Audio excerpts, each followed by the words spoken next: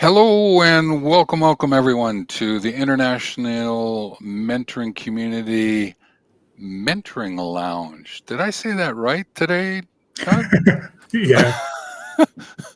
It sort of sounded kind of a little weird there, but anyway, welcome everyone to this presentation that we have today.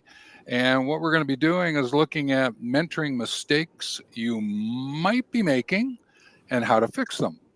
And we're going to be taking a little bit of a case study review of 4 cases that we've identified. People have commented on or they have provided questions around it. And we're going to use this case system where I'll read the case and Doug will then suggest a fix that he would have. And then we'll have a little dialogue to confirm that that's what's possible. But this case review system that we're using is something that's in the certification program. So what we do is we create a case for the person to look at and then share during the verification process, usually hour and a half.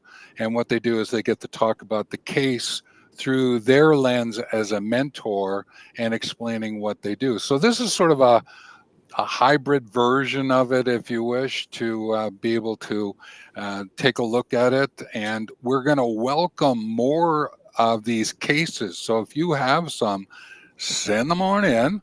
All right. You can put them in the comments section below the video, or you can get a hold of us and say, hey, listen, would love to talk about this one. And maybe what we'll do is invite you to come in, be a third person on the screen here, and we can have a bit of a conversation and you can add that little bit of flavor and seasoning to the case so that we can have a little bit of fun with that.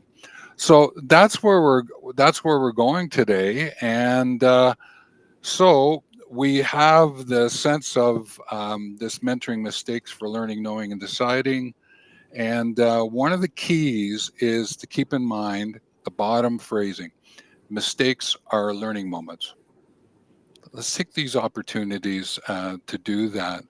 So with that, Doug, what I'm going to do is just do a brief introduction of who you are, because people may be new to this, and let's welcome them into the mentoring lounge, and you get to share a little bit about yourself. Go for it. All right. Thank you. I'm Doug Lawrence, and I'm one of the co founders of the International Mentoring Community. I am the director of practice for the International Mentoring Community, and I have my own mentoring practice. It's a deeper, richer practice. And in addition to that, I have written a couple books that have been published on mentoring and now mentoring and mental health. Yeah, and we'll pop the information about Doug down below if you want to reach out to him and use his contact form.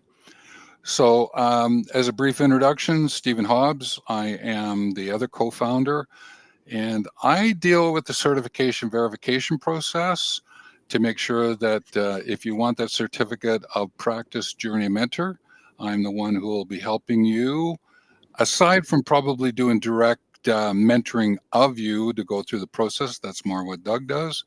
But also I'm involved in the education, creating the education content, the content assets that we use. So I just want to acknowledge that. And so for today, what we're going to be doing is taking a look at these mentoring mistakes about learning, knowing, and deciding around mentoring and your involvement with mentoring.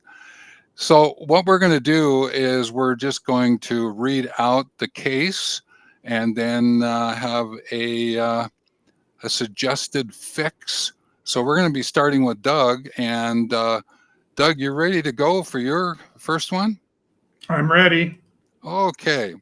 So what we're going to do is take a look at... Oh, hang on a minute. I forgot something here. I think this is worth mentioning now, is that the words that we use when we are mentoring matter.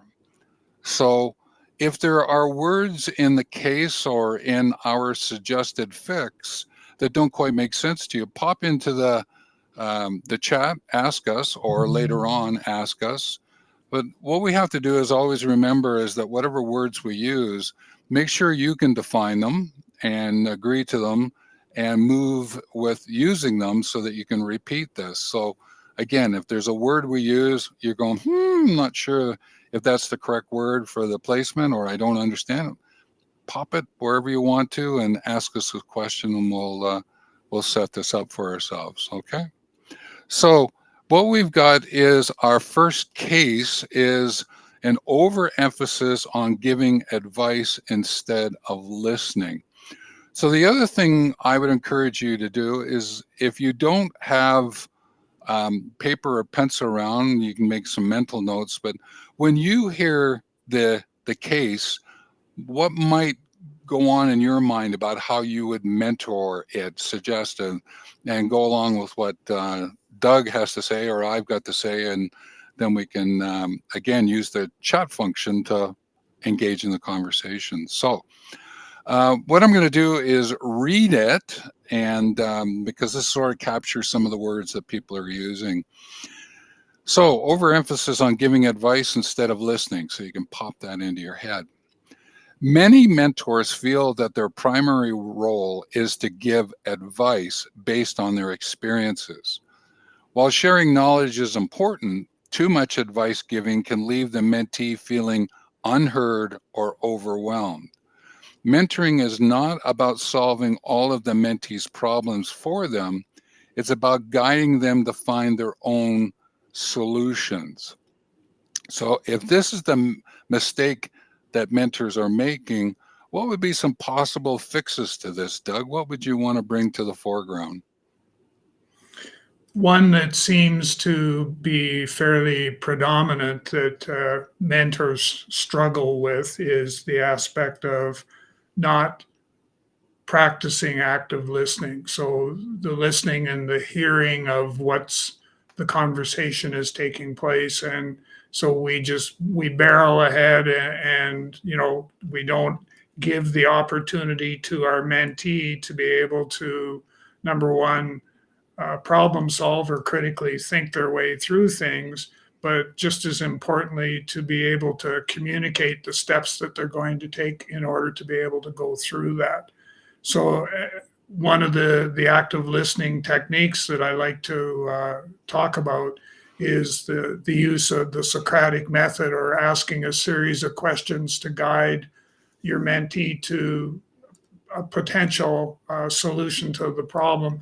And excuse me, and to take yourself as far away as possible from telling versus asking those questions to be guiding. What about the word advice here? You know, if it's and it's I could take the short answer, which is it's complicated, but it, the advice part is in a roundabout way, and how I go about doing that, I incorporate advice into my responses simply by storytelling. And I will tell different stories that have those little seeds, those little nuggets of that inside the answer. And that way there I can help encourage my mentee to be able to, number one, know that they're not going to be spoon fed, and they're not going to have the answer handed to them. They're going to have to kind of work their way through it, but also to know at the same time that I'm going to be standing there beside them, helping them navigate to where they need to go.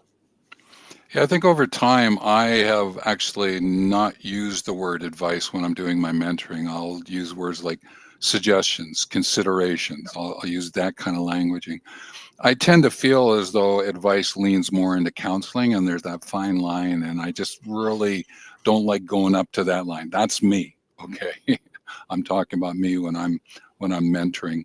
But I so agree with the listening component of it, right? And really understanding what it means to listen.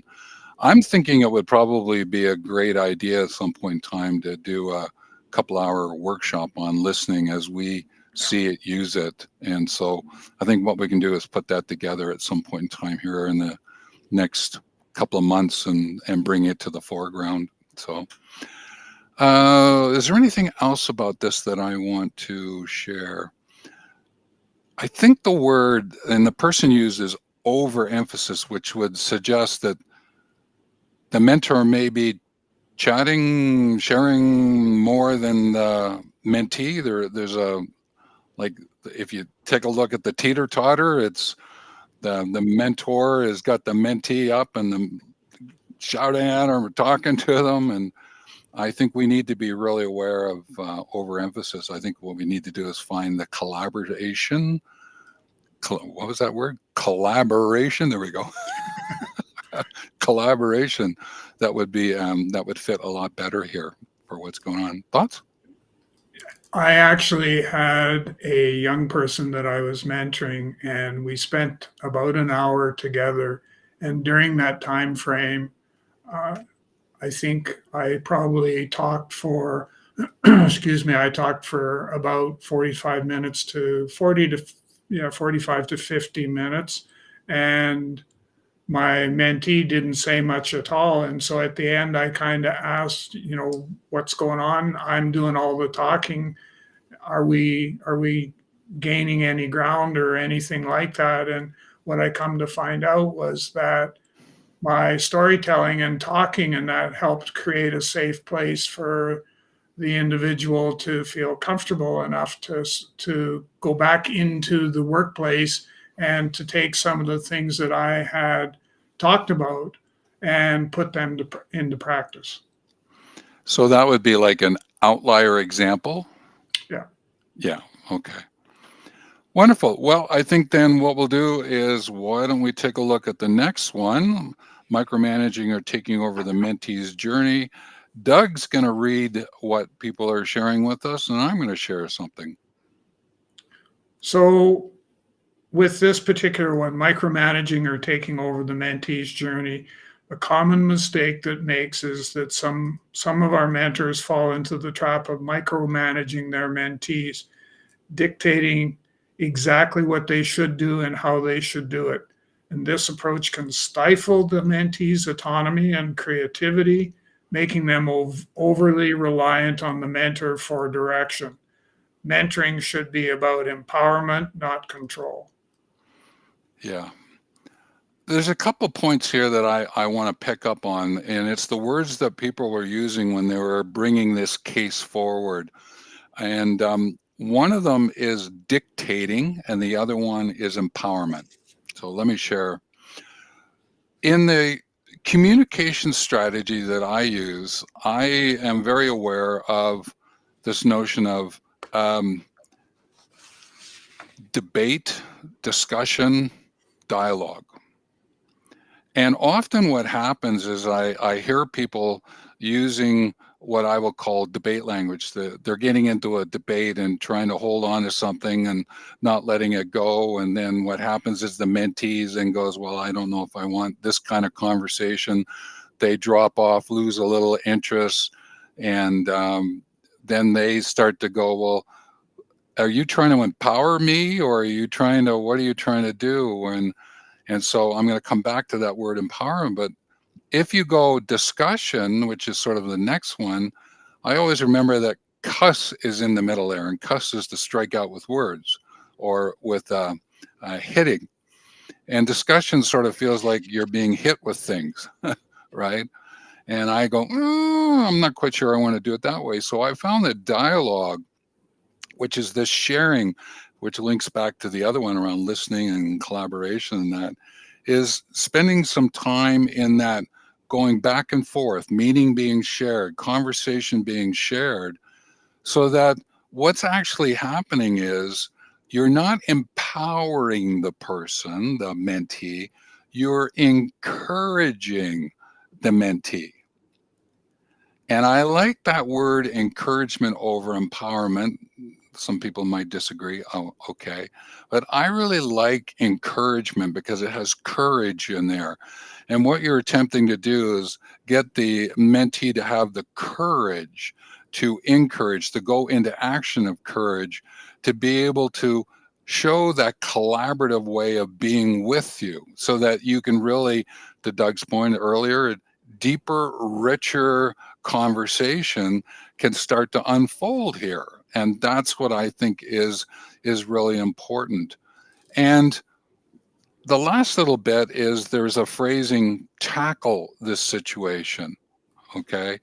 If you're micromanaging and taking over the mentee's journey and you're using words like tackling, again, you are, in a sense, taking away from the mentee.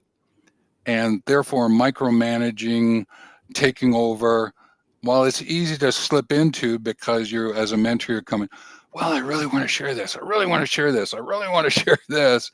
It can actually get to the point that if you don't break it up or you find other ways in which to present it, you will start to see the mentee drifting away from you.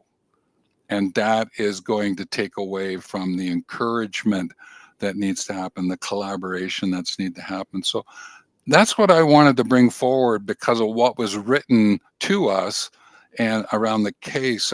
Is there anything you want to add to this one, Doug? No, that's good. Okay. Well, then why don't we take a look at the next one, which this is Doug. I'm going to read. So, neglecting emotional support and empathy. Some mentors focus exclusively on professional development and overlook the emotional, personal challenges their mentees may be facing. This lack of empathy can lead to a shallow mentoring relationship where the mentee feels unsupported, particularly during difficult times. What do you got for us, Doug? One of the things that, not one of the things, but one of many things that I have recognized over the course of my career as a mentor is that mentees are actually human beings. And, they have emotions. Not only do they have career goals, but there also is the personal side of their life that needs to be looked at. And so I typically come at it from the aspect of mentoring as a two-way trusted relationship, and the fact that mentees and mentors are going to learn and grow together personally and professionally. And so there is that career development, that professional development piece.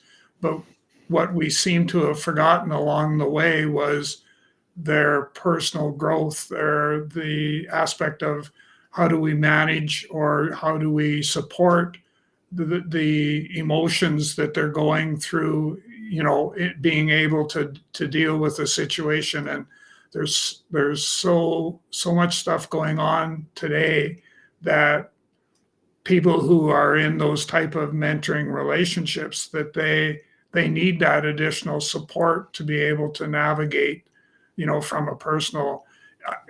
One of the things that surprised me the most over the course of my mentoring has been the aspect of there are a lot of people out there that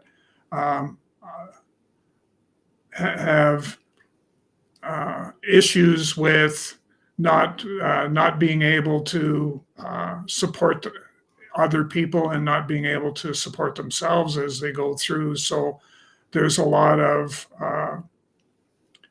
there's gaps in that particular place for them to be able to go through and deal with that. So any questions or thoughts? I go back to that word empathy. Any thoughts on that word in particular? Is that a good word to use in a mentoring connection? I think if it's used in the right context, it's probably okay to do so.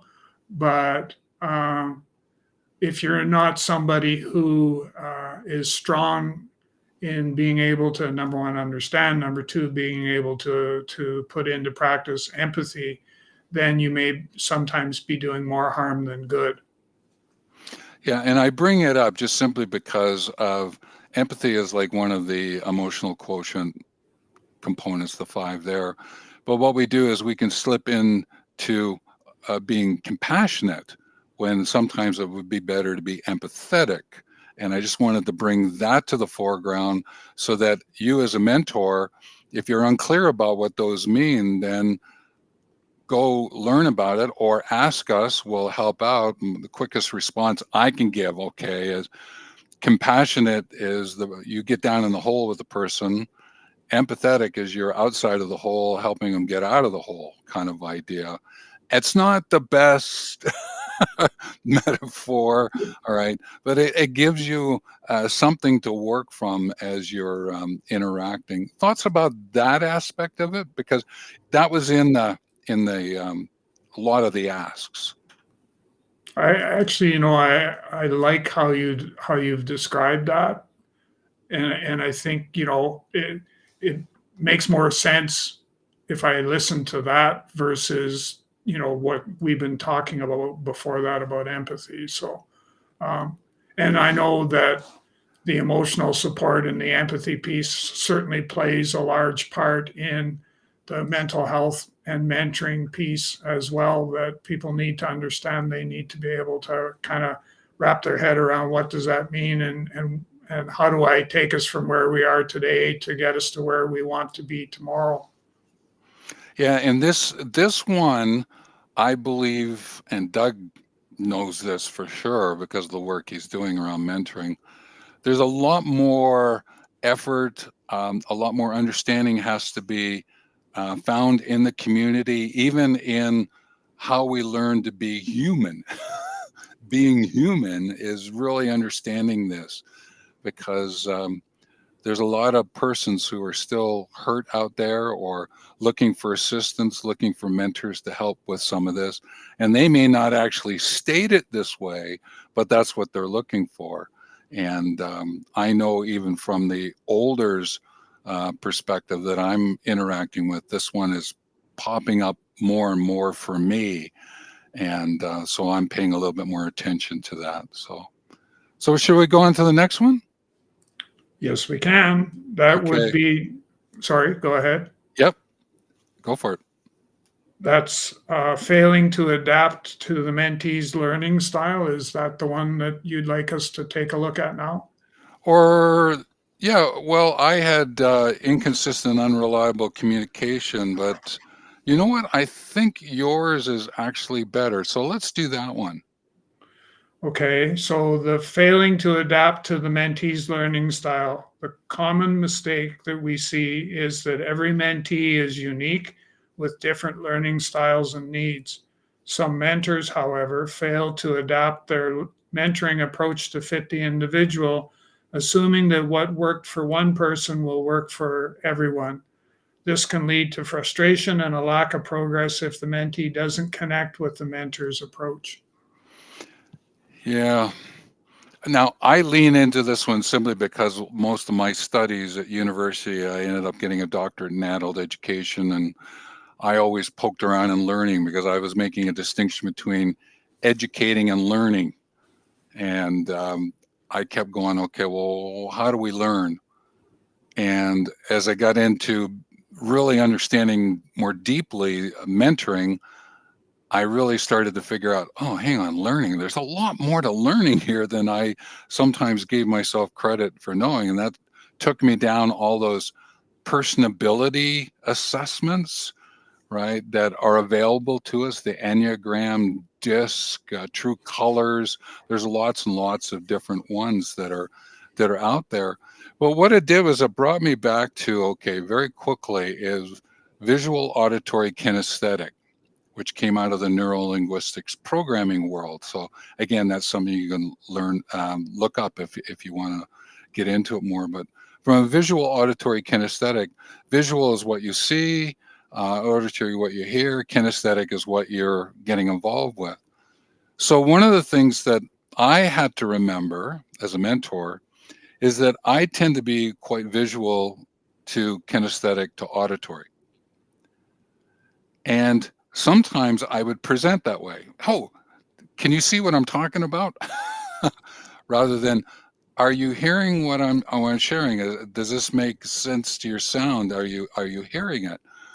And I had to really start paying attention to the use of my words that were helping to amplify the learning and knowing what the mentee is looking for and what's the best way to make that educating learning connection. And that made such a difference in terms of what was happening. What became particularly interesting is when you got into a group, when I was doing my team development work, and you got everyone under the sun in the room. And you're trying to get your language and getting it in such a way that you could bring it out. And there are ways to do that. But where it really became important is in feed forward. If I'm thinking as a mentor to my mentee, I'm educating to the mentee's learning. Feed forward meant that I had to find out a way in which to share what was in the now to move them forward. Not to try and go dig around in history to bring it out. If I needed an illustrative point, I could, but really was, how do I help really understand the now, okay, and how to assist them in moving forward. So that became particularly important in this whole story of, the mentee's learning style. So those are a couple of points that I would suggest, and there's probably a lot there you can go search out and see what's available. How does that sound, or is there anything you want to add to it, Doug? No, that's good. Okay. So if we think about this, then these are 4. Maybe we'll come up with another video another time, Doug, and maybe go over another 4 or whatever it is. But I think it's important for us to remember, okay, of the ones that we shared here, okay, and I know that we adjusted, and that's sometimes what we do on the fly, and that's just part of how it goes, folks. You go, oh, okay, no, I think we'll adjust it here. So the 4th one is a little different. It's about the mentee's learning style, but here it is on the video. But I'd just like to pop into that last bit: weaving. Mistakes are learning moments. The mistakes are not, oh, okay, that's interesting. So that was a bit of a visual, kinesthetic, auditory explanation of this point. So keep that in mind as you move forward. But there's one thing I thought that would be of help here. And Doug and I talked about this a couple of years ago and actually did a video, and I'll put reference to it here. But when you think about these different situations that we find ourselves in, there's 7 ethics, which are shared ways of being together. So mentor-mentee, shared ways of collaborating. And these are just to the right of the word ethics: accountability, caring, civility, fairness, hospitality, respect, trustworthiness. These are words that explain, describe ways in which we interact with one another. And if these tend to be missing, something happens and things can break apart.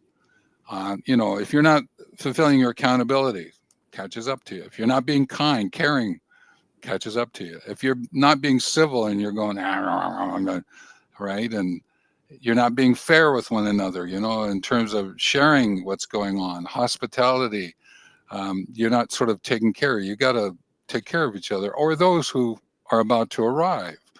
Respect, is, hey, people have got stories. Spend some time with it. Trustworthiness, integrity, honesty, these kind of words.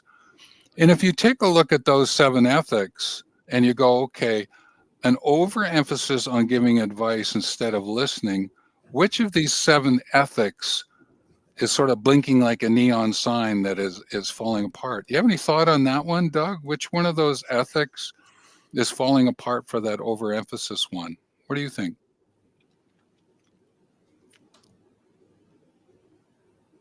Respect. Yeah, I'd go with that one. That really blinks. Sometimes I used to go, it's fairness first, and then it was respect. And then I went, you know what? It's really more about respect. It's not saying, I see you for who you are. Thank you for being here. Let's have this conversation that allows us to open this up rather than me saying, well, I'm just going to be fair with it. No, it's really a respect storyline that's happening here. What about the micromanaging or taking over a mentee's journey?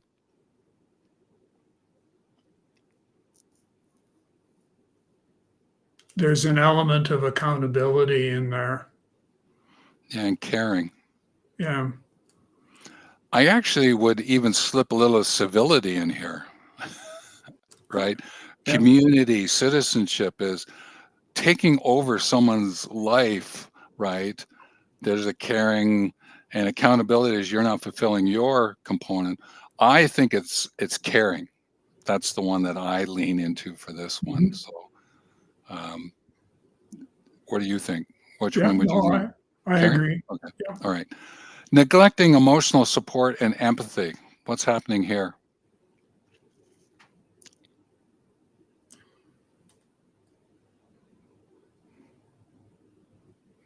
That almost comes back to caring. Yeah, I think it leans into caring. There's a little bit of hospitality in terms of preparing for those who've not arrived yet. I can lean over there, but I'll come back and lean right into caring with this one. This is just another version around the caring. What about it's not inconsistent, unreliable communication. It's about not participating in the learning style of the mentee. What do you think around that one?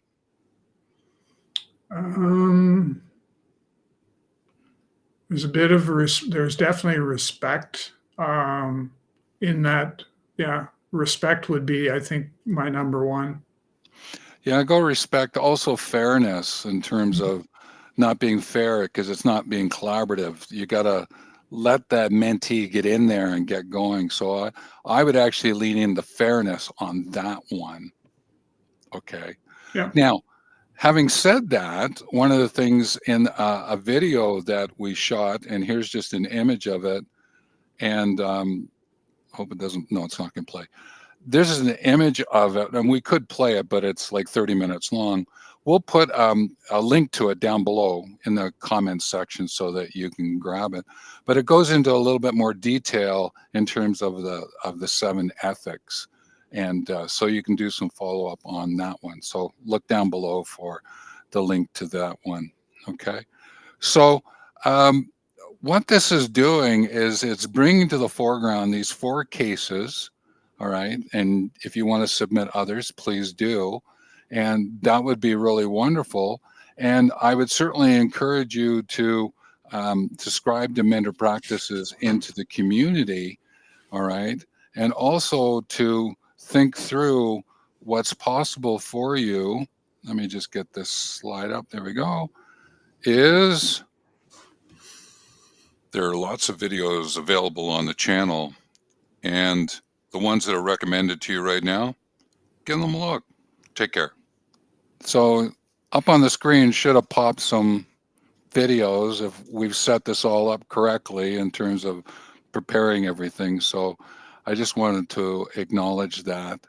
So this presentation was really around mentoring mistakes you might be making and how to fix them. And being able to remind yourself that, that learning or mistakes is a time to do some really deep learning, then that's really helpful, right? And so I sort of leave that with you as a reminder that don't go, oh, I'm not going to make mistakes. Guess what? They're going to happen. Just don't let them become crisis or catastrophes, right? Find a way in which to do your adjustments and corrections and pivots in such a way as that you can still continue to learn and really appreciate and celebrate being there with the person. Is there anything in particular you want to share before we go into closing, Doug? No. Okay. So as tradition in the Mentoring Lounge, I bring us in and Doug takes us out. So Doug's going to share a key point that he picked up from what we were chatting about. When I know he's done, I'll just say take care, and we'll close down the stream. So, Doug, it's over to you. All right. So today, what stood out for me was the aspect of the overemphasis by the mentor on giving advice instead of listening, and the impact that that can have on the mentoring relationship and the success of a deeper, richer mentoring experience. So dig into that part in the video. And with that, everyone, take care.